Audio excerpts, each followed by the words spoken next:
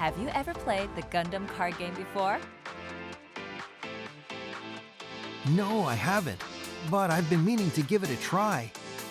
I'm not really sure how to get into it, though. That's okay. Why don't you and I try playing a game, and I'll teach you about it as we go. Sounds great. The first thing you need to know about the Gundam card game is that there are 4 types of cards: unit cards, pilot cards, command cards, and base cards. Your deck can have as much of each card type as you want, as long as they add up to 50 cards. You can also have up to 4 copies each of cards with the same card number. There are 4 card colors in the Gundam card game: blue, green, red, and white.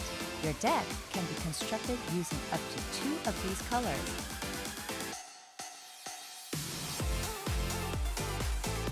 Besides your deck, you'll also need 10 resource cards and enough token cards to play when you need them. I'll explain more about those later.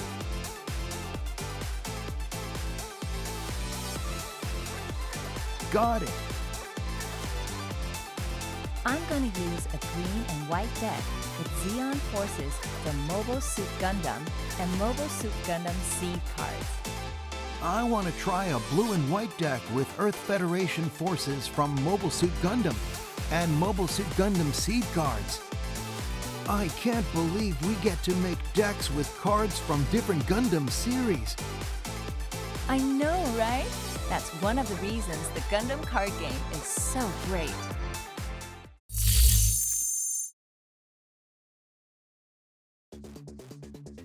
Okay, let's start by shuffling our decks and getting ready to battle. Normally, we play rock, scissors, paper to decide who goes first. But since I'm teaching you how to play today, you can go first and I'll go second. Start by placing your deck in your deck area and your 10 resource cards in your resource deck area. Now draw 5 cards from the top of your deck. Those cards are your starting hand. If you don't like them, you're allowed to mulligan 1 time. To help you decide, check if you have any unit cards with 3 or less level and cost. Those are the numbers in the upper left-hand corners of the cards. I'll explain more about level and cost later. It looks like all my cards have high levels and costs. I think I'll mulligan. In that case, put your current hand on the bottom of your deck. Draw 5 new cards, then shuffle your deck. Okay, this hand looks much better.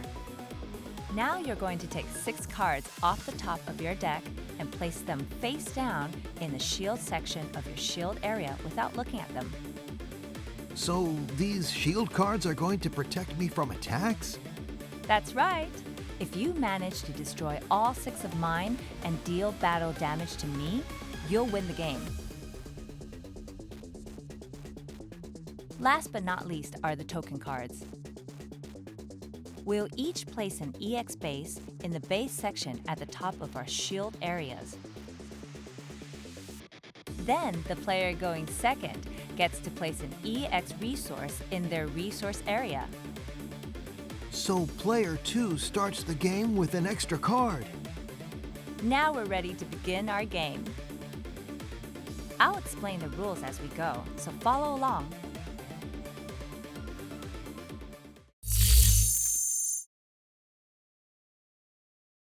Your turn proceeds in this order. The start phase comes first, right? That's right. During your start phase, you'll rotate any horizontal cards so that they're vertical. In the Gundam card game, horizontal cards are rested while vertical cards are active. You don't have any rested cards yet, so continue to your draw phase and draw the top card of your deck. Player 1 gets to draw on their first turn? Yes. Both players get to draw during their first turn, so go ahead and draw a card. All right, drawing one card. Next is your resource phase. Take a resource card from your resource deck and place it into your resource area. So I'll keep gaining more resources to use each turn? That's right! Now is a good time for me to explain more about levels and costs. You can play a card as long as the total number of resource cards you have is equal to or greater than that card's level. When you play the card, you have to rest a number of those resource cards equal to its cost, which is the number printed just below the level. So the total number of resource cards I have covers the card's level, and I pay its cost by resting that many of them. That's it! You're catching on quick. In that case, I'm going to pay one cost to play this level 1 ball unit card and deploy it into my battle area. Since units can't attack on the turn they are deployed, that's pretty much all you can do during this phase. The last phase of your turn is the end phase. If you have 11 or more cards in your hand when you reach your end phase, you have to discard cards of your choosing until you only have 10 cards left.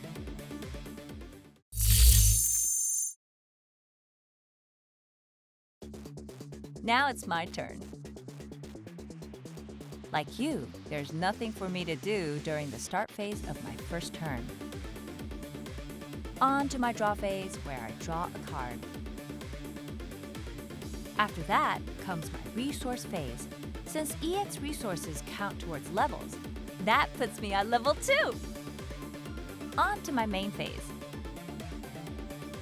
I'm going to pay one cost and deploy this level 2 Zakuto unit card.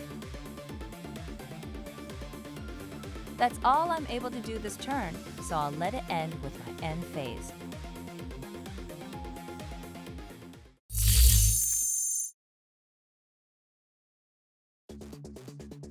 Now it's my turn again. I set all of my rested cards as active during my start phase, then my draw phase. After that comes my resource phase. Now I'm also at level 2. Okay, time for my main phase. How about you pair a pilot to that ball you deployed last turn? Sounds good. But do I have a pilot in my hand that can do that? Actually, in the Gundam card game, you can pair any pilot with any unit. Just keep in mind that each unit can only have one pilot paired with it. Really? So I can pair this Amuro with my ball if I want. Some command cards have pilot effects too. That Hawk of Endymion in your hand can also be used as the pilot Mula Flaga.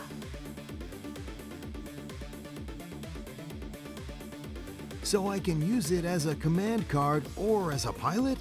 Awesome! In that case, I'm going to pay one cost to pair this level 2 Mula Flaga with my ball. And since they're now paired, I put the pilot card under the unit card. Nice! Now that ball has 2 AP and 1 HP. Now I want to try attacking with it. All right, start by choosing an attack target. Normally, you can choose either your opponent or one of their rested units. But since I don't have any rested units, you'll have to attack me. Then I'm attacking you with this ball. Okay, when there's a base card in play, it takes damage first. The attacking unit deals damage equal to its AP. Your ball has 2 AP, so it deals 2 damage. My EX base has 3 HP, so it still has 1 HP remaining after receiving damage. We'll use dice as damage counters to keep track of damage. Awesome! One more hit and that base is going down. We'll see. At this point, your attack ends. You still have 1 resource available. Are you going to use it? I'll go ahead and spend it to deploy this gym unit. That's everything I can do right now, so I'll end my turn with my end phase.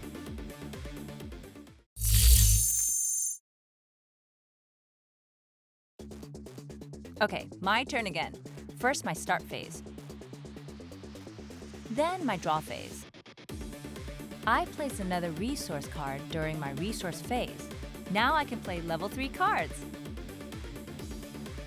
I'm going to start my main phase by deploying this Char Zakutu from my hand, and then I'm going to pair Char Aznabo to it. This EX resource card can only be used once. After that, it gets exiled from the game. Nice! You've paired Char with his personal Zaku. That turns it into a link unit. That's what we call a unit that's been paired with a pilot matching its link requirements. Link units can attack on the turn they are deployed, and they can also activate special effects that are only available while linked. Yikes! So that means you can attack with it this turn? Yep, I'm attacking you with my Char Zakutu. Char's Zaku 2 has 3 AP, and Char gives it plus 1 AP. And with its attack effects, it has a total of 5 AP. So that means my EX base is destroyed. Don't forget, EX bases are tokens, so they get exiled from the game rather than placed into your trash when they're destroyed. Now I'm going to attack you with my Zakutu. Shields are treated as having 1 HP each, so this attack destroys 1 shield. Does anything special happen when a shield is destroyed? Possibly. Turn the shield card over and find out. Nice! It's Kira Yamato. That card has a burst effect. What's a burst effect? Well, when a shield is destroyed and the destroyed card has a burst effect, that effect activates. Kira Yamato's burst effect says to add this card to your hand. So that means you get to add that shield card to your hand instead of placing it into the trash like you normally would. Pretty cool, huh? Very cool. I'm gonna do just that. That's it for this turn. I'll end it with my end phase.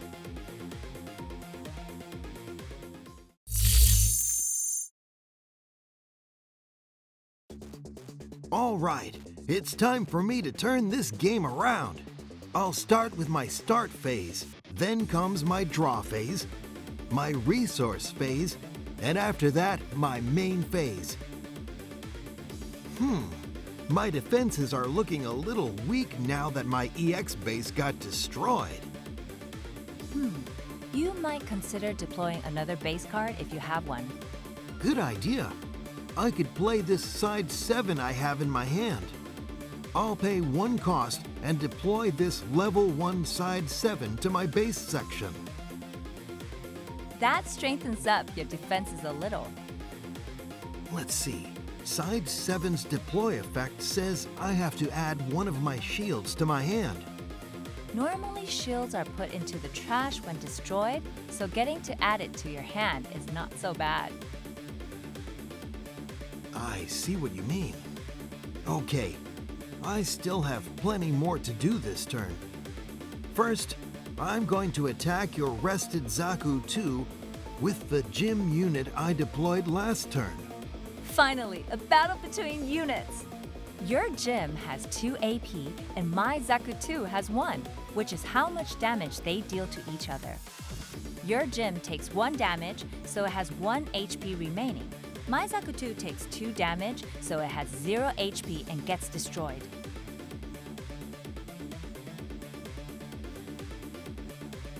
Awesome!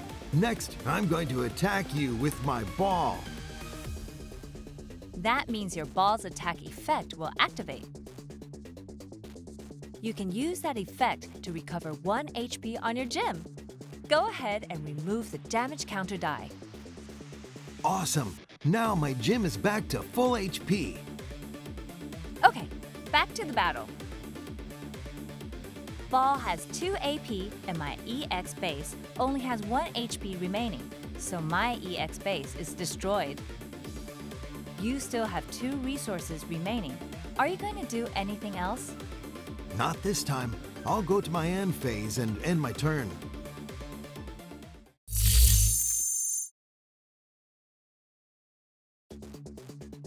Okay, my turn again. I start with my start phase. Then comes my draw phase and my resource phase. My main phase.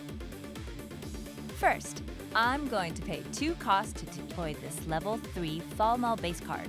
Its deploy effect tells me to add one of my shields to my hand, and it also lets me deploy a rested Char's Zakutu unit token if it's my turn.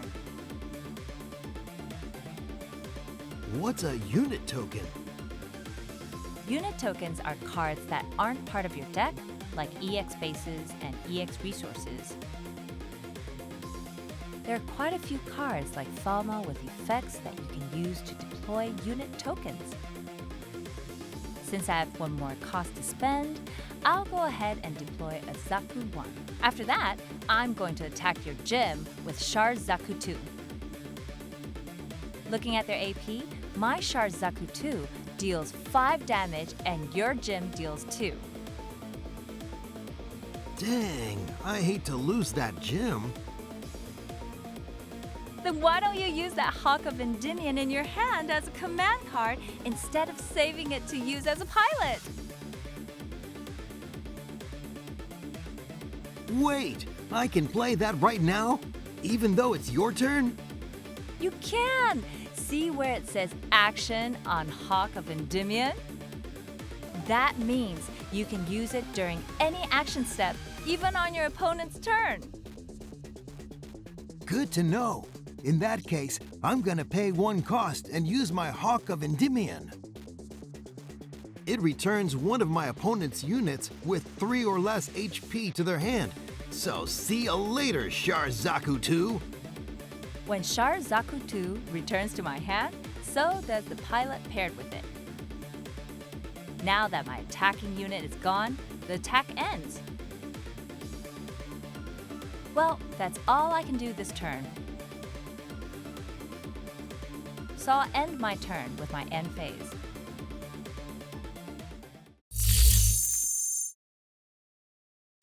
So, think you have a handle on how the Gundam card game is played now? Yeah, it was a lot of fun. There's a lot of cool different parts to the game. Like how you use resource cards and how units can battle each other and become link units. Exactly! And there's a lot more cool, strong cards besides what we use today.